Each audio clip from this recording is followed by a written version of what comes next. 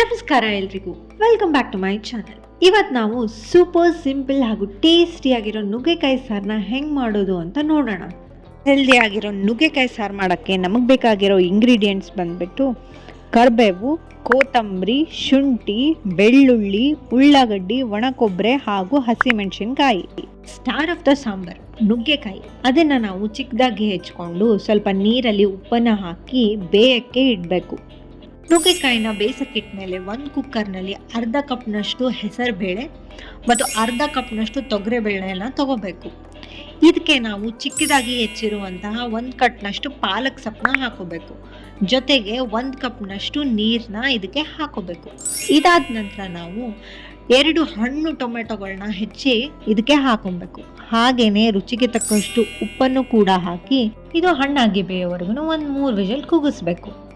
ಇವಾಗ time for the ಒಗ್ಗರಣೆ. ಒಂದು ಪಾತ್ರೆಯಲ್ಲಿ ಎಣ್ಣೆ ಹಾಕಿ ನೀವು ತುಪ್ಪ ಕೂಡ ಹಾಕೋಬೋದು. ಅದಕ್ಕೆ ಸಾಸಿವೆ, 1 ಚಮಚ ಜೀರಿಗೆ ಹಾಕಿ ಚಟಪಟ ಅನ್ನೋವರೆಗೂ ಬಿಡಬೇಕು.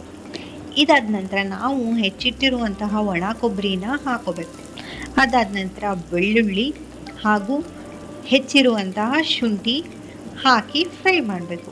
ನಂತರ ಅರ್ಧ ಉಳ್ಳಾಗಡ್ಡೆ ಹಾಗೂ ಮೆಣಸಿನ್ಕಾಯಿ ಹಾಕಿ ಅದನ್ನು ಫ್ರೈ ಮಾಡ್ಕೋಬೇಕು. ಇದಾದ ನಂತರ ನಾವು ಬೇಯಿಸಿಟ್ಟಿರುವಂತಹ ಬೇಳೆ, ಪಾಲಕ್, ಟೊಮ್ಯಾಟೋನ ಸ್ಮ್ಯಾಶ್ ಮಾಡಿಬಿಟ್ಟು ಇದನ್ನು ಒಗ್ಗರಣೆಗೆ ಹಾಕೋಬೇಕು. ಬೇಳೆನ ಒಗ್ಗರಣೆಗೆ ಹಾಕಿದ ಮೇಲೆ ನಾವು ಬೇಯಿಸಿಟ್ಕೊಂಡಿರುವಂತಹ ನುಗ್ಗೆಕಾಯಿನ ನೀರು ಸಮೇತ ಅದಕ್ಕೆ ಹಾಕೋಬೇಕು. ಆಮೇಲೆ ನಾವು ನಮಗೆ ಯಾವ ಕನ್ಸಿಸ್ಟೆನ್ಸಿ ಬೇಕೋ ಅದ್ರ ಪ್ರಕಾರ ನೀರನ್ನು ಹಾಕೋಬೇಕು. ಇದಾದ ನಂತರ ಇದಕ್ಕೆ 1 ಚಮಚದಷ್ಟು ಅರಿಶಿನ ಪುಡಿ, 2 ಸ್ಪೂನ್ನಷ್ಟು ಕೆಂಪು ಖಾರದ ಪುಡಿ, ನಿಮ್ಗೆ ಖಾರ ತುಂಬ ಜಾಸ್ತಿ ಬೇಕಂದರೆ ಇನ್ನೊಂದು ಸ್ವಲ್ಪ ಹಾಕೊಬೋದು. ರುಚಿಗೆ ತಕ್ಕಷ್ಟು ಬೆಲ್ಲ ಹಾಗೂ GRB ಅವ್ರದ್ದು ಸಾಂಬಾರು ಪುಡಿನ ಹಾಕೋಬೋದು. ನೀವು ಮನೆಯಲ್ಲೂ ಕೂಡ ಮಾಡ್ಕೊಂಡಿರೋ ಸಾಂಬಾರು ಪುಡಿ ಹಾಕೊಂಡ್ರು ಇನ್ನೂ ಚೆನ್ನಾಗಿರುತ್ತೆ.